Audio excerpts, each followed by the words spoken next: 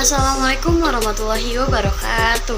Perkenalkan, nama saya Amalia Safitri dari kelas 12 IPS 1. Di sini saya akan mempresentasikan tugas sosiologi yang diajarkan oleh Bu Yulinis. Materi yang akan saya sampaikan pada kesempatan kali ini yaitu pada bab 1 yang berjudul Perubahan Sosial dan Budaya. Yang pertama ada tokoh Selo Sumerjan.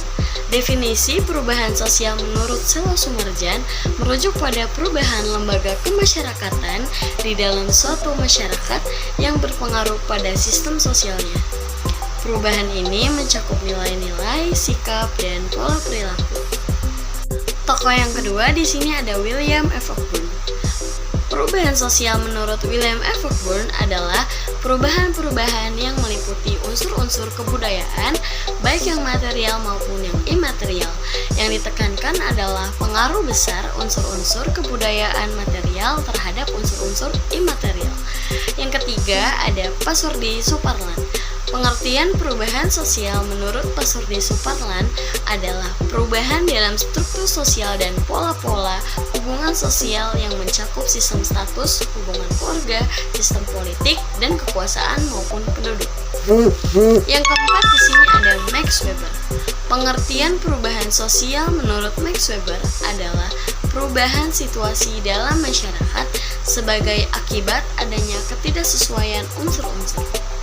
Yang kelima ada Kingsley Davis yang menekankan bahwa perubahan-perubahan sosial itu sebagai wujud perubahan yang terjadi dalam suatu struktur dan fungsi suatu masyarakat. Selanjutnya ada perbedaan antara perubahan sosial dan perubahan budaya. Perubahan sosial dan perubahan budaya dapat dilihat dari arahnya. Perubahan sosial yaitu perubahan dalam segi struktur dan hubungan sosial, sedangkan perubahan budaya perubahan dari segi budaya masyarakat.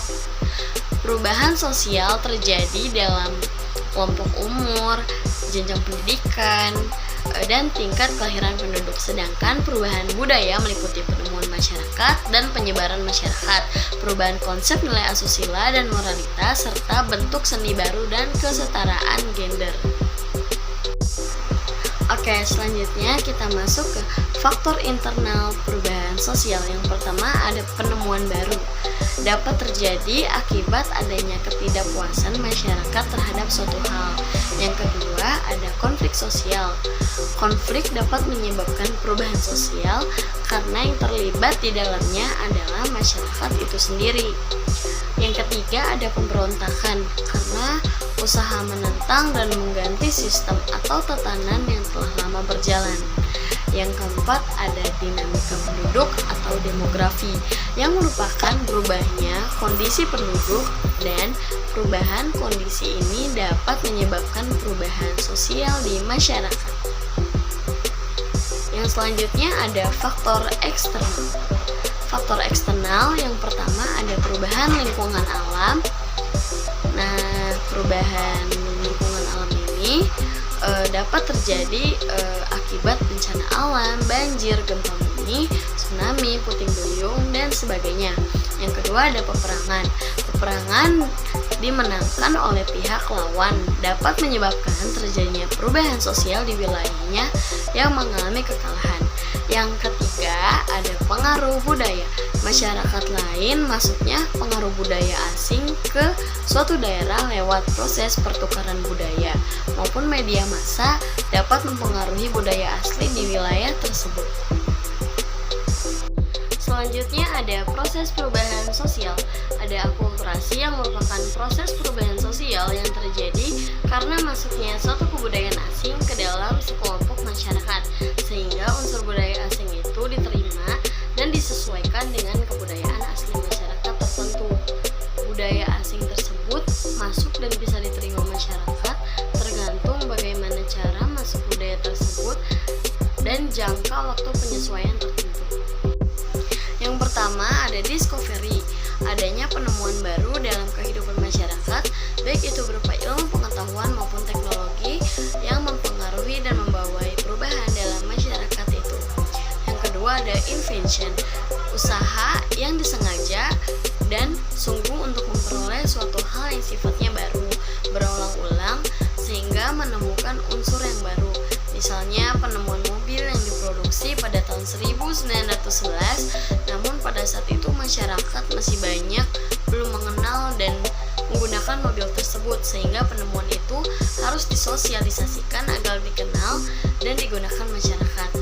Setelah sudah dikenal dan diakui oleh masyarakat, hal inilah yang disebut dengan invention. Yang ketiga ada inovasi sosial. Inovasi yang berasal dari kata innovation yang memiliki makna yaitu pembaruan, perubahan secara baru. Inovasi terkadang diartikan sebagai penemuan. Hasil inovasi dapat berupa metode, ide, atau produk yang dapat dirasakan oleh masyarakat secara luas. Bukan hanya untuk golongan atau kelompok tertentu, inovasi dihubungkan antara tiga hal. Yang pertama, perubahan kebudayaan, yang kedua teknologi, dan yang ketiga perekonomian yang dinamis. Selanjutnya ada perubahan sosial yang direncanakan. Perubahan yang direncanakan merupakan perubahan yang memang diinginkan dan dikehendaki oleh masyarakat atau pihak yang menginginkan perubahan. Pembangunan dapat dikatakan sebagai contoh perubahan sosial yang dikehendaki dan direncanakan. Contohnya pembangunan yang dilakukan di Indonesia yaitu pembangunan jalanan. Perubahan sosial yang tidak direncanakan. Perubahan yang tidak direncanakan biasanya berupa perubahan yang tidak dikehendaki dan terjadi di luar perkiraan masyarakat. Perubahan ini sering memicu masalah baru karena perubahan tersebut muncul secara tiba-tiba. Contohnya kasus tsunami yang terjadi di Aceh. Bencana alam ini membuat terjadi perubahan besar dalam kehidupan sosial masyarakat Aceh pada saat itu. Tadi masuk ke perubahan yang direncanakan dan tidak. Sekarang kita masuk ke perubahan yang dikehendaki dan tidak dikehendaki. Yang pertama, perubahan yang dikehendaki adalah perubahan yang direncanakan. Perubahan sejenis ini terjadi disebabkan adanya perencanaan atau perkiraan dari agent of change atau pihak yang menginginkan adanya perubahan. Contoh perubahan yang dikehendaki yang pertama, dikeluarkannya peraturan perundang-undangan. Yang kedua, pelaksanaan program keluarga berencana atau KB. Yang ketiga, penyuluhan. Contoh perubahan yang tak dikehendaki yang pertama, kerusuhan yang terjadi saat pergantian rezim pemerintahan. Yang kedua, urbanisasi masyarakat desa ke kota yang tak terkontrol. Yang ketiga, individualisme khas masyarakat perkotaan. Oke, selanjutnya kita masuk ke perubahan lambat dan cepat. Mulai dari perubahan lambat dulu ya. Perubahan lambat merupakan perubahan sosial yang terjadi dengan memakan waktu yang sangat lama dan tanpa ada kehendak dari masyarakat itu sendiri. Perubahan sosial evolusi kemudian dipengaruhi oleh dorongan masyarakat untuk menyesuaikan diri terhadap perkembangan yang terjadi pada saat itu. Contohnya yaitu dahulu dikenal dengan yang namanya barter. Setelah itu menggunakan uang, kemudian sekarang berbelanja tidak perlu membawa uang yang dibayar secara langsung, tapi bisa melalui transfer, kartu debit, atau uang digital. Yang kedua ada perubahan cepat atau revolusi, yaitu perubahan sosial yang terjadi dalam jangka waktu yang cepat dan tidak direncanakan sebelumnya. Contohnya, peristiwa terjadinya revolusi industri di Inggris, di mana terjadi pada tahap produksi yang awalnya tanpa mesin, kemudian berubah menjadi tahap produksi yang menggunakan mesin. Di sini kita akan membahas tentang teori. Yang pertama ada teori evolusi yang merupakan perubahan-perubahan pada sifat-sifat terwariskan, baik secara morfologi maupun secara fisiologis dalam suatu populasi organisme dari satu generasi berikutnya. Perubahan yang terjadi pada kehidupan masyarakat suku Kubu di Jambi dengan kemajuan zaman yang cukup pesat. Perubahan kehidupan suku Kubu termasuk sangat lambat karena masih mempertahankan mencari makan dengan cara berburu dan juga meramu. Peralihan penggunaan bahan bakar minyak tanah menjadi gas. Konversi ini terjadi dalam jangka waktu yang relatif lama karena masyarakat takut menggunakan gas. Yang selanjutnya perubahan dalam hal mata pencarian Dari zaman purba yakini berburu dan meramu sampai saat ini menjadi zaman modern. Selanjutnya, teori konflik. Teori konflik merupakan fenomena di masyarakat yang biasa muncul saat perbedaan antar individu atau kelompok tidak dapat didamaikan. Meskipun penyebab utama konflik sosial adalah perbedaan di tengah masyarakat, banyak faktor yang bisa terkait dengannya. Sebagai gejala sosial, konflik sebenarnya hal yang wajar terjadi di dalam setiap masyarakat, sebab setiap individu atau kelompok punya keinginan untuk meningkatkan kesejahteraan, kekuasaan, prestise, dukungan sosial, hingga mengakses berbagai sumber daya. Contohnya, yang pertama, masuknya kebudayaan barat. Yang kedua, hilangnya kebudayaan sendiri. Dan yang terakhir, yang ketiga, lebih mencintai produk luar negeri daripada produk yang ada di dalam negeri. Selanjutnya ada teori fungsionalis, adalah sebuah teori yang menekankan perubahan pada fungsi-fungsi lembaga sosial dalam masyarakat. Masyarakat memiliki sistem sosial yang saling berhubungan satu sama lainnya. Sistem tersebut bergerak untuk mewujudkan tujuan dan memenuhi kebutuhan hidup masyarakat.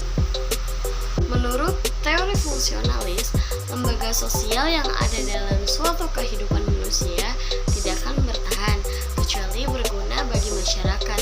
Meskipun demikian, lembaga sosial yang terjadi secara drastis akan mengancam segala bentuk keseimbangan sosial yang ada dalam masyarakat.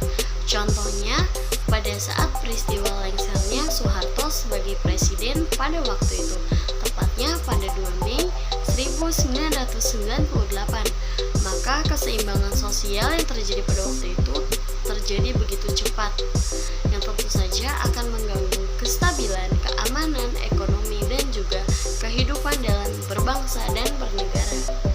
Teori yang terakhir yaitu teori siklus. Teori siklus adalah teori yang menjelaskan bahwa perubahan sosial terjadi secara berulang-ulang. Contohnya yang pertama, perubahan gaya hidup. Yakini sebuah perubahan kebutuhan manusia yang disebabkan oleh dua faktor, yakini perubahan zaman dan keinginan untuk mengubah gaya hidupnya. Yang kedua, pertumbuhan dan perkembangan zaman. Yakini masa di mana saat ini manusia masih menggunakan alat-alat tradisional, namun seiring perkembangan di zaman, manusia mulai menciptakan teknologi yang memudahkan pekerjaannya. Inilah dampak positif perubahan sosial. Yang pertama, berkembangnya ilmu pengetahuan dan teknologi. Yang kedua, terciptanya tenaga kerja profesional untuk mendukung persaingan industri. Maka diperlukan tenaga kerja yang terampil, cakap, ahli, dan profesional. Yang ketiga, nilai dan norma baru telah terbentuk dalam kehidupan masyarakat. Perubahan sosial akan terjadi secara terus-menerus. Yang keempat, terciptanya lapangan kerja baru.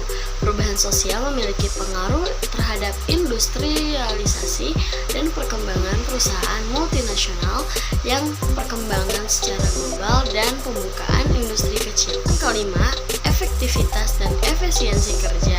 Meningkat efektivitas dan efisiensi kerja selalu berkaitan dengan penggunaan alat produksi yang tepat dalam menghasilkan produk lebih cepat, lebih banyak, dan tepat sasaran. Selanjutnya, dampak negatif perubahan sosial. Yang pertama, terjadinya disintegrasi sosial.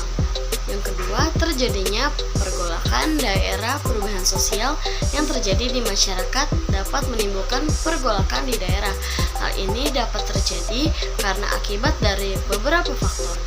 Faktor yang pertama, perbedaan agama, ras, suku, bangsa, dan politik. Yang kedua, tidak memperhatikan tatanan hidup. Yang ketiga, mengabaikan nilai dan norma di masyarakat. Yang keempat, kesenjangan ekonomi.